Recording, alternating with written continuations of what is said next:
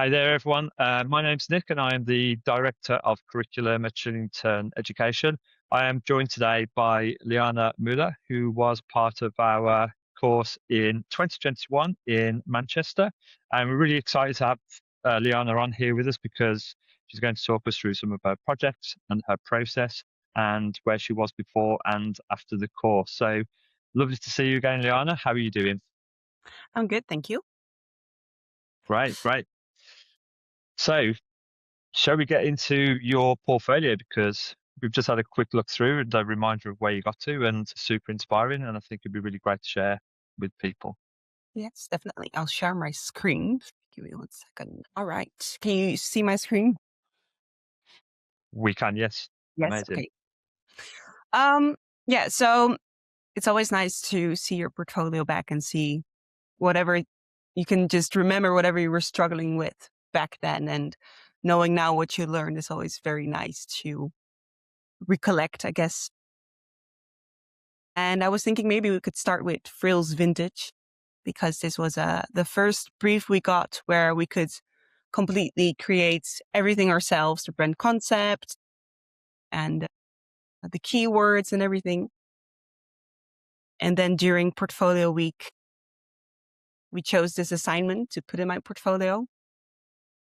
And the funny thing about this one is that one thing I learned at Shillington is that you have to make a lot of different versions of your work, just iterate a lot. And then if you still think your first idea is good, then it's great because you still experimented it in a lot of things. But you might find out that the first idea maybe isn't the best. And this is actually a example of where my first idea was okay, but not the best because we chose something different. So, can you give context to that, please, Liana? So, obviously, you've said you've reapproached the project. So, obviously, how did that work at Chillington with you? Like when you initially did the project, to then when it came to your portfolio time? Yeah, so we ended this assignment with a very small brand identity. So we made a logo, we made the concept, obviously you chose the colors and the font, everything that goes with it.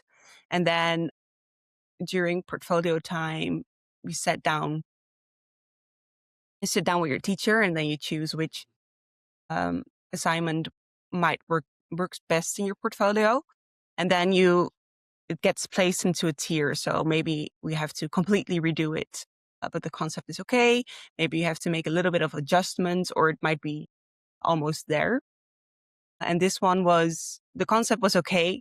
The concept was good, but the way it looked wasn't it was very calm and it wasn't really out there. It didn't really fit the concept since And what was your concept for this? To give context to the brief. the concept was expressing your individuality, because this is a vintage store where you could buy unique pieces that fit you. So you could find your frill. This I called it frill because it like adds a little thing extra to your style. So it used to be just a serif font, just very, very almost like chic. So it didn't really fit the vintage unique look that I actually wanted to create, but I didn't really know how, I guess. So how did you've mentioned there about like sitting down with your teachers. So how did you feel? Because you said you were quite happy with where it was. So how did you feel when your teachers could said, well, maybe actually it's not quite there? How did that make you feel, and how did you approach that? I think my initial reaction usually was like stress, because that's on me. That's not on any of the teachers. It's just because this process is just designing is very personal. And then when you make something that you can finally feel happy with, and then you think like, yeah, it's there. And someone tells you, well, I think there's more to it. I think you've got more in you than you're showing now. I was a little bit stressed, but then also you're creating your portfolio and you think this is it. This is how I get out in the world. This is how I get known, which is not true at all because you can always adjust. So initially I was a little bit stressed. But then in the end, I was actually very happy, and I also agreed with the advice I was given, because if I looked at the very chic and toned down look it looked like before, and your concept is expressing yourself, finding unique pieces that really tell people who you are, then it actually did make sense. Back then, I found it very hard to see that myself, but that is something that I definitely learned. You start to ask questions about things you make yourself, or maybe things other people make, just to see if your first idea was right, or you need to maybe adjust a little bit so it fits perfectly. Great. And you said about self-expression driving the concept. And obviously we've got this word mark here. So can you just talk about how you've captured that, your concept through how you created this here? Yeah. So I started with just with the letters in a font, like how you see the R and the L. That's how the font is itself. And then I was thinking about, if you're looking for unique pieces that are usually also one of a kind, because it's secondhand, maybe we can put it in the letters itself. And it started with the I, you see, it's like almost a candle. Obviously, we were talking about clothing, like expressing yourself through clothing. But if you go to a charity shop and you would maybe find a candle holder, is also part of the vintage store shopping experience, I guess. So I started with the eye that looks like an object. And then I was looking at, how can I make a few letters, also give it a little bit of extra, a little bit of something. So um, it also gets to be a unique letter. And if you see here, I have a few different logos, because I thought it might be nice that you have one logo with a few variations. So you can tell that you can say, like, there's a frill for everyone. You might be, uh, you might feel like the one on the left on top, or you might even feel like you don't need any extras. So you're like, it can be the logo on the bottom right. That's kind of the idea behind the logo. Yeah, I love that. I think that's really great how you've articulated that. They've all got a different personality, and they're going to relate to the different personalities and people that venture into this vintage store. Yeah, I love that. That's great rationale, and I love that insight. Cool. Let's have a look at the rest of the project then.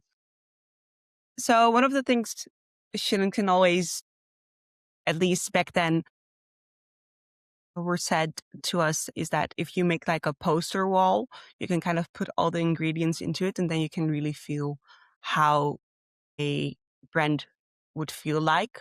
I think maybe nowadays, looking at more digital stuff, I would maybe make a bento box, because then you have all the Mm. different elements on one page. But I think this was the first mock-up I made where I could really tell what the whole brand was like. So not everything is like in a strict grid. It's a bit playful. Also, the tone of voice, it's a bit cheeky. It really fits like the whole personality type of feel it has to have. So, hi, gorgeous, I'm taking you home. Sounds very cheeky. And I think the payoff, it was something like, it's always a thrill when you find your frills. In the beginning, I thought it maybe had to be frill, so it was rhyming, but then it didn't really fit the name, because it could get confusing, like frills, frill. So I kept it with the S in the end. Yeah, love that. Let's see what else we got. Yeah, so this was actually a web page. I don't think I can get through it, here. Yeah, obviously digital is also a very big thing now. I think back then it very much was, but we're kind of switching to more digital work right now, I think. So here you still see like the very playfulness in the layout. Not everything is aligned, even though we do have a very strong alignment in the placing of this text. If you would scroll down, you can kind of see that we have a very strong alignment here. Hmm. So choosing for some rules that are strict in a more playful type of composition makes it a bit, how would you say, it makes it a bit easier on the eyes, I guess. Yeah, I think like you've got tons of personality in this website, and something like that I'm really liking about this. You talked about the tone of voice and setting that tonality and that positioning, and you can see again that language in there. That with that high gorgeous, find your very own frills. I love all that stuff. But I Yeah, think something in here that really stands out for me is your ability to, well, your art direction ability. So can you go through this process about the photography and also the illustrations as well? I think these are both really key components to this brand. definitely. Obviously here we had to work with stock photos. Um, so I think what I did was I just I went on Pexels, I think it was, and I Hmm. was just looking at, because at Pexels you have some artists or photographers who have just a whole archive of photos.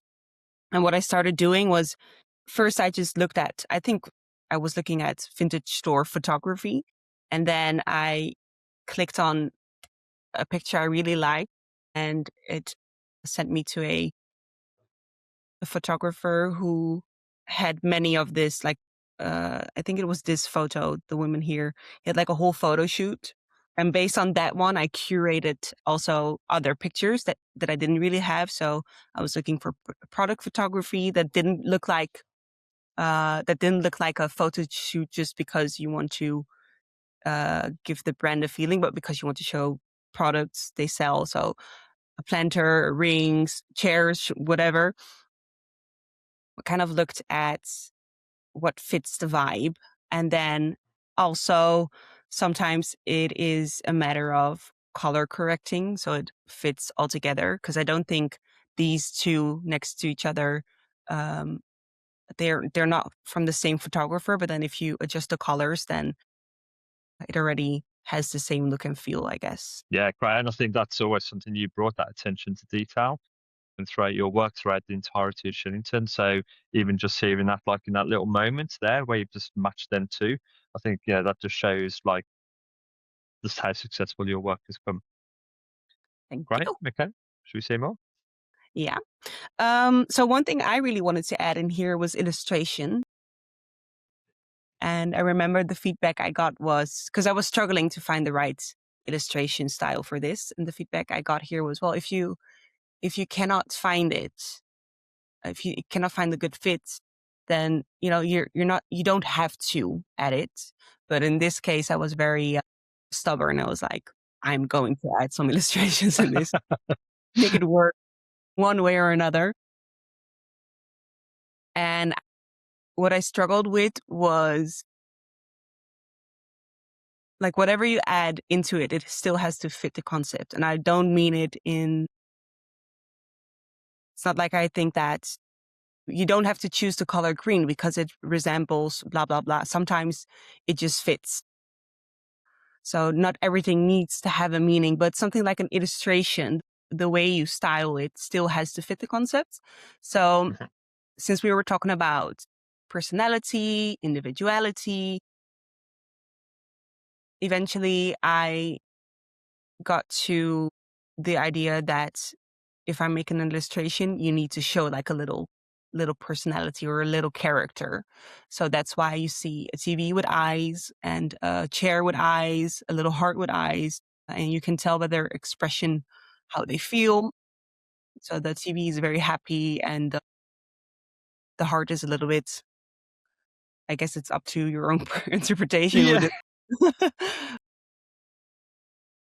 But that's how I made it work eventually. And then the feedback was that, I am allowed to to include the illustrations. Yeah, and I think they're just such a key component and bring such a joy to it as well. Yeah.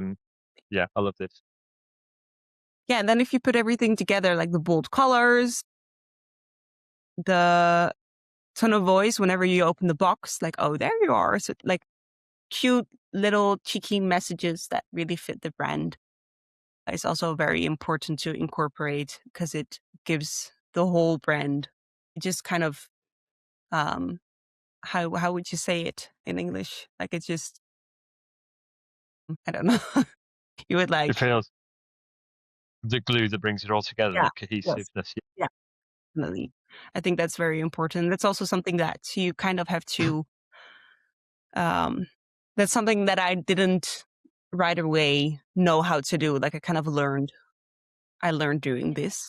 Um, Yeah, I didn't do this before, but the more you understand your own concept and the more you write things down for your concept, and you kind of also learn how to do the tone of voice. yeah, great. So, yeah, I mean, actually, can we just talk about that? Because, yeah, how important is that, like being the concept and the decisions you've made so far? So, like, again, just in the context of Shillington, how did that process evolve for you with learning about how a concept can drive a design? Well, you actually learn it very gradually. So I used to be a designer as well before I went to Shillington. I studied graphic design, but for me, my study was more just, I was just making, like I was a junior designer. I didn't learn anything about concepting. I actually only learned about artworking. And I really felt like I wanted to get better in designing. And I felt like I was missing that concepting thing, but I didn't know how to. And then I came across Shillington. And since you kind of start over at the beginning, like you kind of get stripped down, only learn about composition. You don't even work with color in the beginning, only black and white. And then gradually you learn something new. Almost, you could say almost every day you learn something new. And then when we got to concepting, yeah, that's kind of how I actually have to think about it because it's just now it feels so natural. I think you got like a brief already, like a existing brief that you made, that Yeah. Shillington made, and then you have to gosh, I don't know actually. Sorry, can you maybe say I your, suppose, like, what I mean is, like, how important is a concept? ah, You've spoke about, like, you've developed them stages throughout the course, yeah, um, but then you've spoken about. I suppose, like, the really interesting thing there is, like, actually comparing it to your previous experience of yeah, design education and what then I suppose the difference of Shillington offers to a design, how you approach design to yeah, how you had it before in that previous yeah. design education. So I think in my previous one, I didn't learn it, and nobody really learned me. Not because if you're a junior designer, you don't have to concept, Mhm. you don't have to do any design thinking, because I don't think that's true at all. So in the beginning, I approached design as just, does it look good, or doesn't it look good? And based on that, it was more like a gut feeling. Mhm. I could feel it was looking good or not. That was actually the only thing how I designed. And then I knew that I had to add something extra to it. I just didn't know what. And then during Shillington, I learned that concepting is just really also sending across the message to your target audience, or just so the brand knows what it is or how it needs to speak or how it needs to look. So it's more like really is how you tell a story. So yeah, I think it is, instead of just like, you will make it look pretty because you have a feeling for design. It will look pretty. It will probably look pretty anyhow, like any other way Mhm. it will look. but what you're saying, how you're showing what you want to say, just like if you talk about the logo in this one where you want to express an individual or something, you want to show a unique personality. That's why this logo looks like this.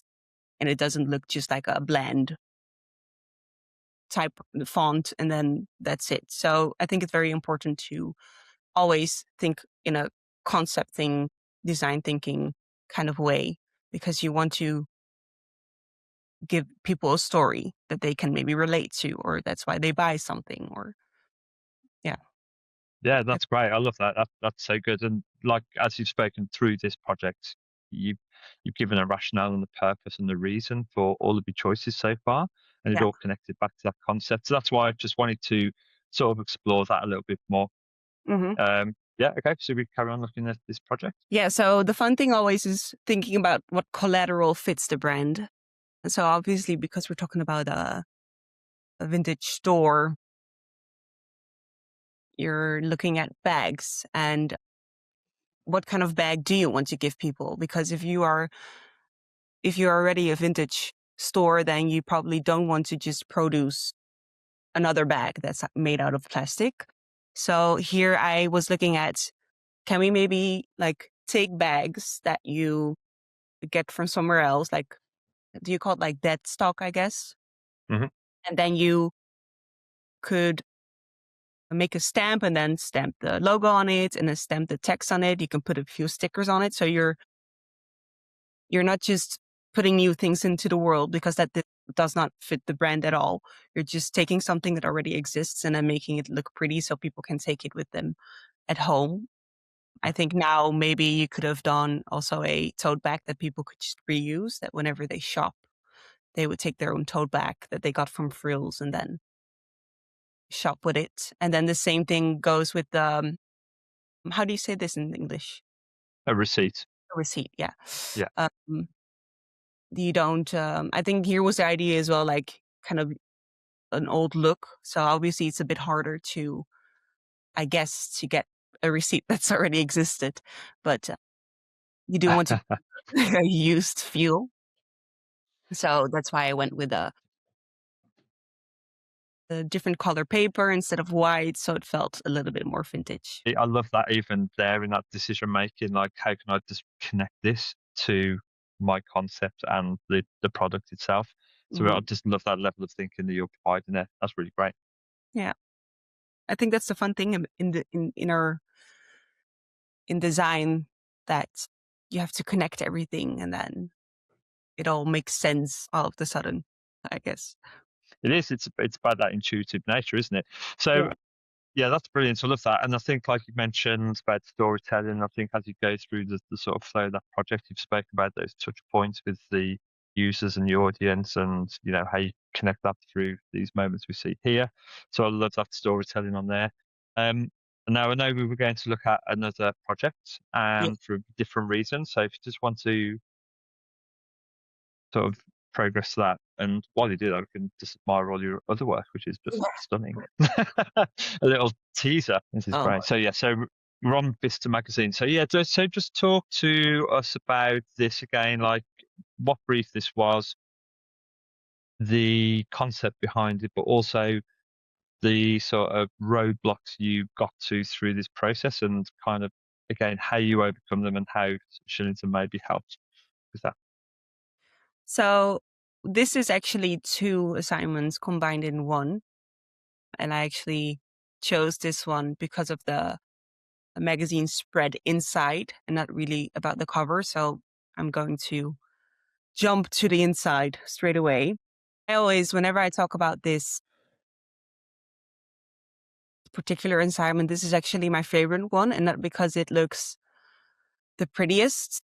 It's also very, I guess it's up to you if you find this one pretty or not. But that's also the thing about design, that it's not everything thinks everything looks not like I might think that something looks better than you do. So it's in the eye of the beholder, I guess. But with this one, But so, well, could you, sorry, Liana, could you just talk what the concept was for this, because then I think that actually makes that difference Yeah. between it being objective and subjective. So that will give people who've seen this like that Yeah. sort of So context. yes, with this one, we got a text that you had to design into a spread. And based off the text, you would come up with a concept. So this one was about punk culture, like punk rock culture. Mhm. Again, being authentic, the whole movement that started when the punk culture, yeah, arise. I don't know how you Yeah, would yeah, say.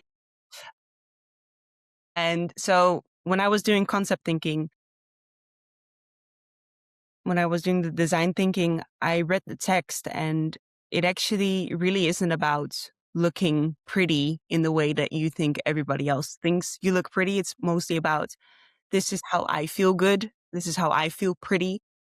Being in this culture was more about just whatever you think looks good and whatever you want to put into the world. So instead of looking for words that you would maybe say like bold or big, because yes, it's bold, but it's also a bit generic. I was looking at other kind of words. So I think I came with the word gaudy, and English isn't my first language. I'm Dutch, but when I looked up the word, I felt like it really fits this whole vibe and whatever you want to put out. So it's like gaudy is like, it's in between pretty, but also not really. It's kind of on the edge of, does it look good or doesn't look good? And when I first started with designing this spread, it all looks very neat, and it was on a perfect grid, and I had a little bit of a gradient on a black and white picture, and I used a big bold letter, and that was kind of it. Like everything still matches. And I remember the feedback I got was like, you're talking about putting yourself out there, kind of not doing what everyone else is doing. You want to be shocking. You want to really express yourself. And then what you designed was just very, yeah, it looked good. Like it's a good spread. You didn't really feel anything.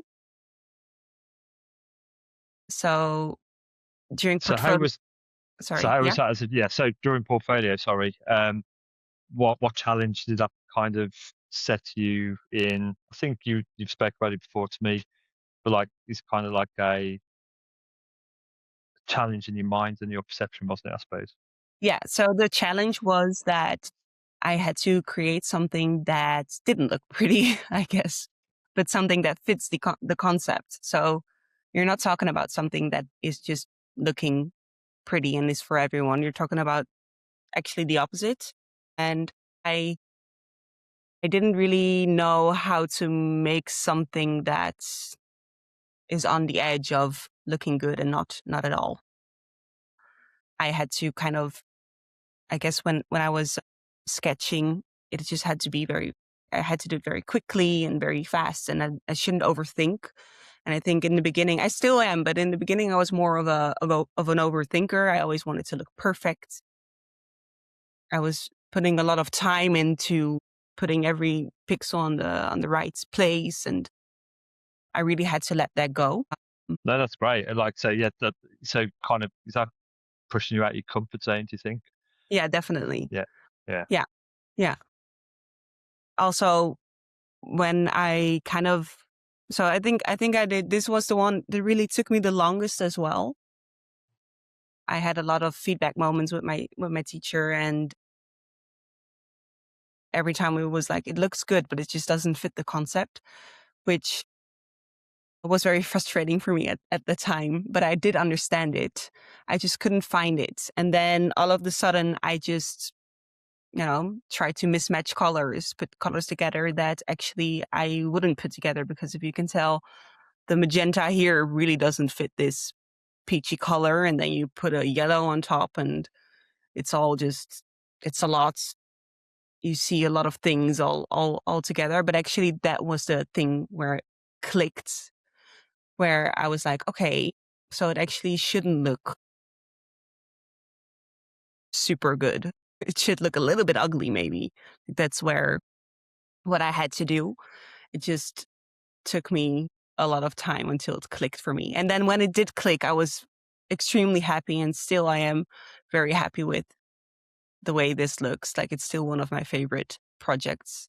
Sometimes the things that are the hardest are the things you appreciate the most, I guess. Yeah, that's so true. I love why you've got in here the colours. They're just so striking. There is a structure to it still, but like it's still got that real sort of um leaning into that concept. What you said about, what did you say, gaudy? I think like you are, that is an encapsulation of that absolutely Yeah. perfectly on there. Great. Yeah. Is there anything else in this project to show? Yeah, I think also with this one, I got the advice of, how do you say it? Like, I don't know how you say it in English, where you take a font and then you just adjust it in height, which is To distort it or uh, extend it. yeah. Yeah. So Right. distorting type as well, and then also if you look at the beginning, you see this font. We see it one time, and this one as well. You don't see it anywhere else.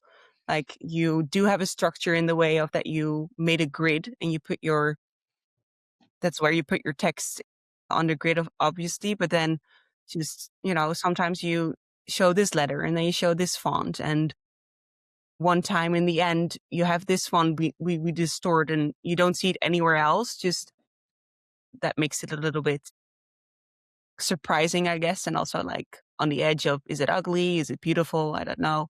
That's what it really, I think, really helped this whole concept. I love that. Like, even though you're still kind of asking them questions, is it ugly? Is it this? And that's I think it's like it's very an opinionated piece of design, in the sense of like the attitudes coming through of like, Yeah, this is me. If you don't yeah, like it, that's me, and I love that. true. Great, amazing. That's really great just to see talk through those two projects. You can stop sharing the screen now. And so what I'd just love to talk to you about now, Liana, is are you able to stop sharing? Sorry. Sorry. Yeah. Yeah, no, that's fine. What I'd love to just speak to you about now is obviously post Shillington. So what have you done since you left Shillington? Because that was how long ago now that you left Shillington? You Uh, graduated? December 2021, I left Shillington. Great. So since your graduation, what's that journey been? Yeah, so in January 2022, I think we were still like in the end of COVID. So I remember I got COVID and then I had to go on interviews, and it had everything was like on the webcam and on Zoom and whatever. So in that way, it was a bit different than how it is now, obviously. But actually, I would say I kind of got lucky, because there was this one company in the Netherlands in the middle of the land. It's called Zwolle, where it is. And I actually always wanted to work there. And then I was just too afraid. I was very shy. I thought, I'm not good enough. They will never hire me. Just normal designer thoughts, I guess. And then they were looking for someone for a brand designer. So I immediately applied. I got my portfolio ready. I felt a bit more confident than I felt before I went to Shillington. And yeah, it was a good conversation. They really liked my way of thinking now because of Shillington. So I got hired straight away. So I think I got pretty lucky with that. And then I worked there for 3 years as a brand designer, but I felt like I was ready for a new step. So I wanted to do some more, definitely like more of a meatier designer. I was doing mostly junior work, and I was thinking, well, I know how to concept, and I got better over the past 3 years. So that's why I started looking for a new job. And I was looking in Amsterdam because that's where I moved to. And in Amsterdam, there's a bit more opportunities, I guess. And that's where I started to work at another very small design agency called Prosper and Bloom. And that's actually learned a lot of things there. Like, obviously, I already knew how to do concept thinking. I already knew how to design, but this is where I also learned the soft skills, which is also very important, because the way you design is how you get there. The way how you do your design thinking is how you get there. But actually what makes you stay there in a way, I guess. It's also like, how do you present? How do you talk to your clients? How are you, like, do you know how to work together with your colleagues? Stuff like that. And that's what I really learned there as well. So that's, Amazing. yeah. And then, That's sorry. no, sorry, I was going to say that's great, but carry on. Yeah. And just actually, I started now. I left that company after a year. And since April now, I started freelancing for myself a little bit. While meanwhile, I'm kind of navigating, seeing like, do I want to freelance fully, or maybe I do want to go to another agency. So right now I'm kind of just, I guess, exploring myself again as a designer, just differently. And that's great. I mean, that's so good to hear that, like, after the course, a company that you liked, you were able to get into there quick. And the fact that I know, like, you and I have been in touch and I've seen your work development, I just think, like, I mean, the work is just exceptional work. I'd like to ask, like, if there's anything in your career that you are doing now that perhaps Shillington has helped influence, that you perhaps still use? Definitely. I think Shillington is just the base, is how I am as a designer. The way you question things, you question the design itself, but also the brief, maybe. Like, is it clear enough? Do I have any more questions? The way I do design thinking is just still completely almost the same as how I learned it at Shillington. Obviously, you will kind of adjust it a little bit to how you like it, but mostly it is just, I would say that Shillington is just a base of how I am as a designer. And then from there on, I kind of adjusted it a little bit to make it my own. And yeah, it's always, the funny thing is that when you meet other designers, either way, they look at your approach and they're like, wow, that's actually pretty good. Let's incorporate it into our own approach. Or it's just exactly the Wow. same. Oh, that's great. So you've been able to influence, like, throughout your career, you've been able to bring your influence into studios and change their process. Oh, wow. Okay, brilliant. I mean, I think we've covered quite a lot there, because you've talked through two of your projects. You have spoken about your post-Shillington career. You've mentioned about what you were doing before with your previous design education. There was something that I noted down, and it's just actually quite interesting watching you talk through your projects again. You're going, I wish I could change that now. I wish I could do something different there. Right. So, is that come from experience now? Do you think, from having a broader view of design? But um, yeah, it's kind of interesting, because it's really nice to hear that. Like, you're Yeah. always thinking about evolving. So I just wondered where this has come from, perhaps. I think this is something I always have. Whenever I finish a project and I look back at it, maybe even like a month later, I'm like, oh my goodness, this could have been better. I also think that's what I think a good skill to have as a designer is always being curious, always wanting to evolve. I also think that it is hard. Obviously, like whenever you finish a project, you're usually happy with it, with the result. Otherwise, you wouldn't show it to the client or whatever. But it can always be better and it can always improve. So I think in a way it's being curious and always wanting to make things better, but it could also be that I am a bit harder on myself than I have to be. So whenever you talk, I don't know. It's when I see other people's work, obviously you can give them feedback and then they can take something from it. But usually it's so much easier to appreciate another person's work than your own, I think. Yeah, and I think what you mentioned about soft skills before, I think that's actually kind of like a skill. Not necessarily a skill, but I think designers who excel, people who are self-reflective like that and can assess and strive to do better. And I think um, my time with you at Trinity, and just conversations we've had, that's a very apparent attitude that you have, which I think is really positive to see. Yeah. Okay. Well, thank you, Liana. That's amazing to see. Thank you for that work and the insight into your process. And hopefully it's acts as inspiration. I suppose if anyone is looking to sign up for Shillington and they're sort of sitting on the fence, is there any advice you'd perhaps give them? Yeah, I think you should just do it. Take that leap, even if it feels uncomfortable or you're like scared. I think that's always a good feeling to have before you do something. That's what I felt, and I would do it again, and I would recommend it to anyone who is thinking about it, because you learn so much and you evolve as a designer and as a person. And I think it's a good base to have before you go into the design world. Great. And just a quick, so I mentioned, I suppose, because you were with a cohort, you were working in the studio environment. Yeah. How is that? I suppose what I'm asking there, like, what is the community aspect you got from being at Shillington? Was there any aspects of a design community you developed there, do you think? Definitely. So I did the full-time course 3 months, and then it was every Monday till Friday from I think 8 till 5, with a few breaks in between, obviously.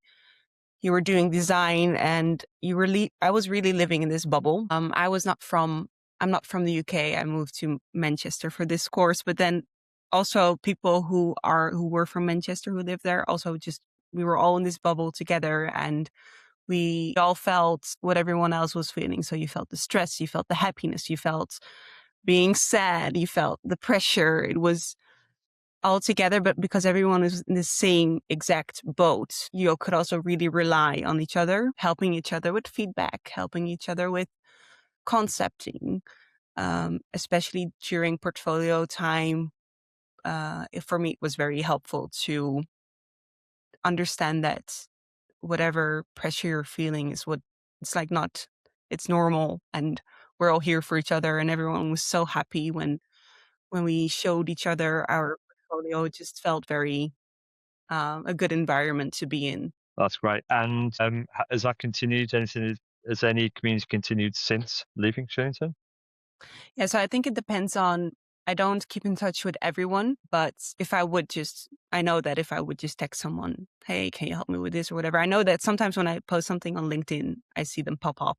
So we're definitely still rooting for each other from a distance, I guess. But yeah, it is always a community I think you could fall back on. And then I also met a very good friend of mine in class, when we see each other every now and then, and we text each other sometimes about design or updating each other about our working life. And so you will definitely, even if it's I think if it's either a big community you get out of it constantly, or you get a small group you can always lean on. And even if you don't keep in touch with each other, I think you shared this experience, so you're always, only you know what you've been through, so you always stay connected in a way.